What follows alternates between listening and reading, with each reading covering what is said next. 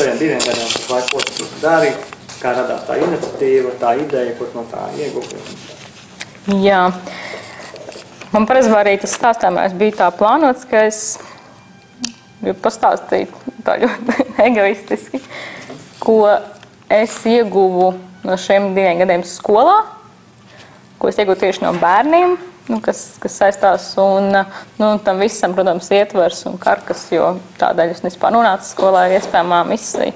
Un es tā sēdēju šodien rakstīju, un esmu izrakstījusi tādas atsevišķas lietas, vārdus, kas man ļoti daudz ko nozīmē. Un uz dažiem bija tāds grūts un smags ceļš ejams. Pirmais vārds, kas man ir pierakstīts, tā ir pacietība. Es esmu ļoti nepacietīgs cilvēks. Man arī jebs puzles likt un tā tālāk, ja tas prasa. Sapratāt. Un nonākot skolā, kur jau 1 gadu bija strādājis 2. iesaukuma skolotājs Pāvels. Viņš mācīja fiziku. Un bija pagājuši kādi 2 mēneši, un es tur biju noņēmusies un nesaprotu, kāpēc nesanāk kaut kādas lietas, kāpēc disciplīna nesanāk, kāpēc nav uzlabojumi sekmēm un tā tālāk. Jo es tik daudz strādāju un tik daudz esmu ņemos ar viņiem. Un man Pāvels, viņš tāds miermika. Viņš man tā saka, Tanna, tu esi tikai 2 mēnešus šeit. Pacietība. Es domāju, ko tu runā? 2 mēnešus šausmīgi daudz, vai ne? Ko tik nevar izdarīt 2 mēnešos? Bet tie ir dzīvi cilvēki. Es netaisu mālu podiņus tur. Tie ir dzīvi cilvēki, kuri ar savām sajūtām un ar savu pieredzi iepriekšēju. Un es nevaru atnākt tā un teikt, ka tagad mēs mācīsimies šitā, un tāpēc mums būs labas atzīmes pēc 2 vai pēc 6 mēnešiem. Un turklāt nemaz nerunāju par to, ka katrs viņš ir dažāds, un tā diferenciācija sākas arī uz katru cilvēku. Un tāpēc pacietībai manās acīs šobrīd ir milzīga vērtība. Tāpēc, ka tā nav vieta, kur tu ātri gūsti savus darba augļus. Un darba augļi šajā gadījumā ir viņu sasniegumi un viņu progress, kurš katram individuāls, jo ātrākais, kad kaut kas, man liekas, vienalga, vai mēs runājam par klasi kā kolektīvu, vai skolu, kā institucionālu vidi, vai kādu atsevišķu bērnu skolēnu, pusgads, tas ir, ja ļoti paveicās, un ja visas zvaigznes nostājas, tas ir pusgads, tas ir ātrākais. Un ir augļi, ko tu briedini, un tu 2 gadu laikā tā arī nespēji ieraudzīt. Un tā ir tā viena lieta, par ko man ir mazliet žēl, jo es aizgāju pēc 2 gadiem no skolas, ka tur noteikti būtu bijis, bet to es vairs neredzu, to redzēs kāds cits. Es ceru, ka tur ir. Tāpēc pacietība ieguva manā izpratnē vispār kaut ko jaunu nozīmi. Un otrais vārds, ko esmu pierakstījis, ir pazemība. Bet pazemība, esmu pat ieraudzīju, kā tad izteiks izteiksmi, ka es pateicu šo vārdu. Vienmēr cilvēkiem lielākoties, kad pasaka pazemība, tad liekas, ka tā ir kaut kāda slikta lieta. Tā ir ārkārtīgi laba lieta. Un mums misija arī sākotnēji teica, ka jums jāiet skolā ar pazemību. Un sākumā griez ausīs. Bet tad, kad tu nonāc pilnīgi svešā vidē, tu esi pilnīgi svešs tiem bērniem, un viņi ir sveši tev, jo tu nekad to neesi darījis. Kolēģi tevi jauni, kuri dara to gadiem. Pazemība ir baigais atslēgas vārtiņš. Un arī tas iegūst kaut kādu pilnīgi citu nozīmi un jēgu, jo tas nenozīmē pazemoties nekādā gadījumā, bet tas nozīmē respektēt tos cilvēkus, visus, gan bērnus, gan direktoru, gan skolotāju, kas tev ir priekšā. Un to, ko viņi dara un viņu iepriekšējo pieredzi.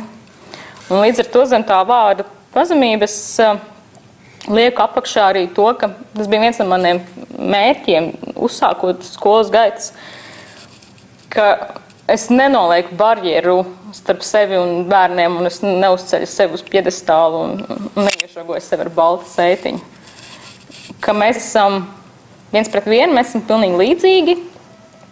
Es vienkārši šo jomu zinu mazliet labāk, tāpēc, ka es esmu mazliet vecāk, un tāpēc, ka esmu paspējis to pamācīties vairāk. Un ir lietas, ko viņa māca man, un tas pats ir ar kolēģiem. Un tas ir tāds labs atslēgas vārds sevišķi sākumā, lai ietu un lai darītu lietas un kaut kādas pārmaiņas arī veidotu.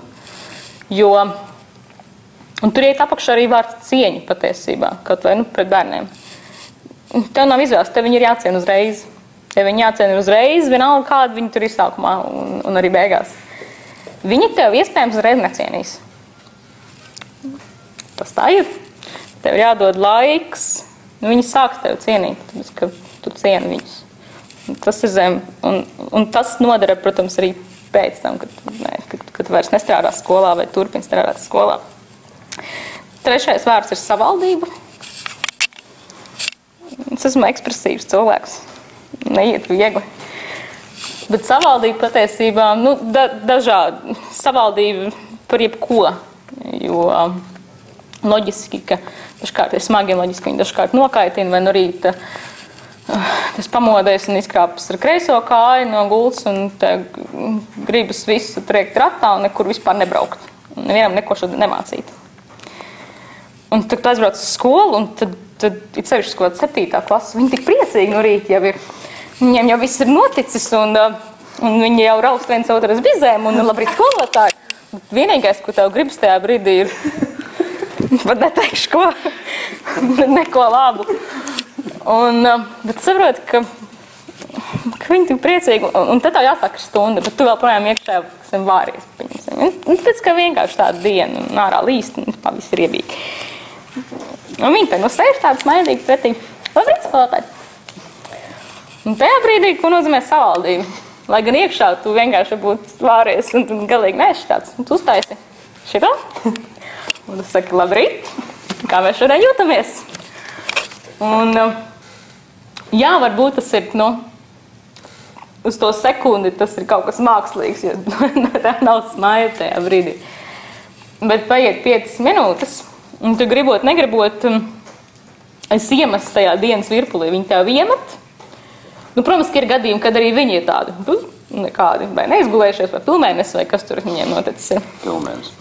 Pilnmēnesis šausmīgi strādās. Tas ir vispār kāds atsevišķs stāsts. Tad lielākoties viņi ir šādi entuziastiski, priecīgi un labrīt, un mēs tā darīsim. Un varbūt tas nav īsti par mācīšanos, mēs tā darīsim, bet kaut ko viņi grib darīt. Un visu kaut ko. Un pēc minūtēm 5 tu attopies, ka tas smaids vairs nav tas mākslīgais, tāpēc, ka tur ir tā domapmaiņa un tā enerģijas apmaiņa sākusies, un viņi tev iemet tā strauji nesagatavotajā dienas ritmā, bet tas aiziet tādā virpulī un lielākoties pozitīvā.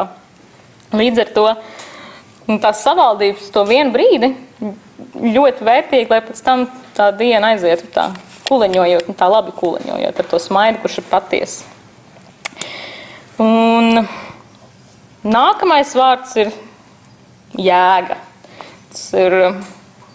Tas, man liekas, ir vārds, ko es pārdomāju un apdomāju un pārcelāju un analizēju katru dienu. Ko es nedarīju pirms tam.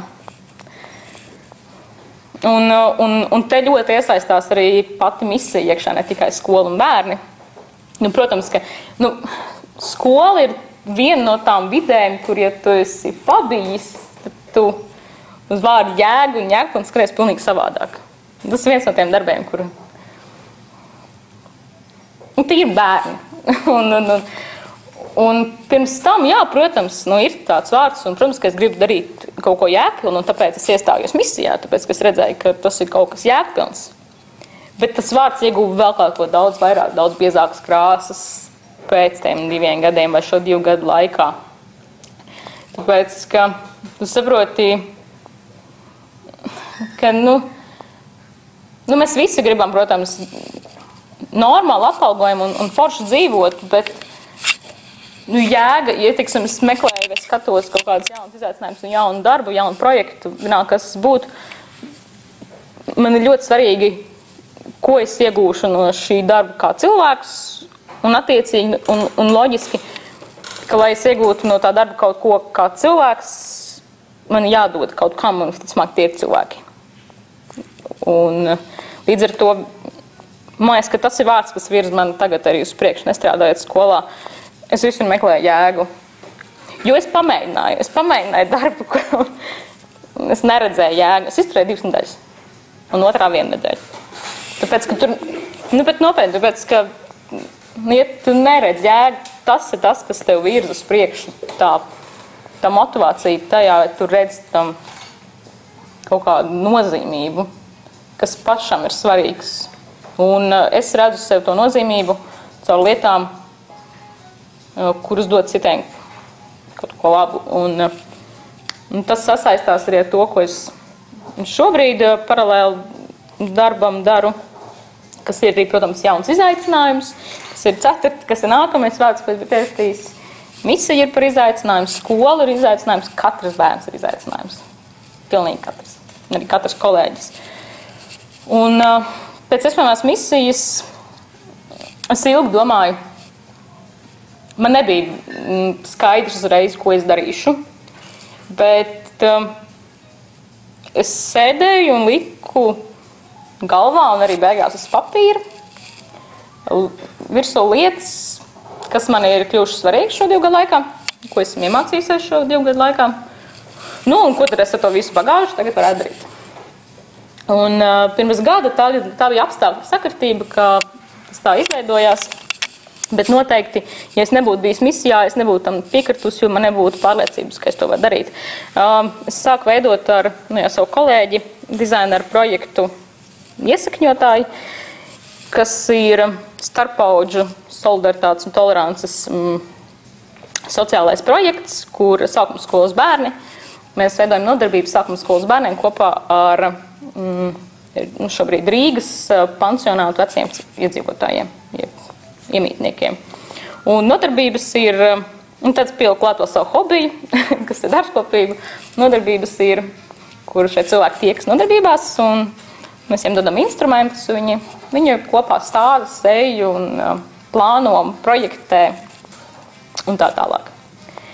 Un tas piedāvājums, tā iespēja kaut ko tādu veidot, jā, tas nāca negaidīti, bet tas, ka es tam piekritu, tas bija ātri, es pateicu uzreiz jā, un mēs sākam šo ideju attīstīt tālāk, bet es piekritu tik automātiski tikai tāpēc, ka es zināju, ko nozīmē strādāt ar bērniem, ka man tas patīk, ka es to varu, un es to māku, jo man ir prasmes, ko man ir iedevusi misija, teorētiskās prasmes un skolu un bērnu reālo pieredzi, jēga, jā, tur tā jēga parādās, un jauns izaicinājums, jo ar bērniem es biju strādājusi sākuma skolas, ar veciem cilvēkiem ne. Un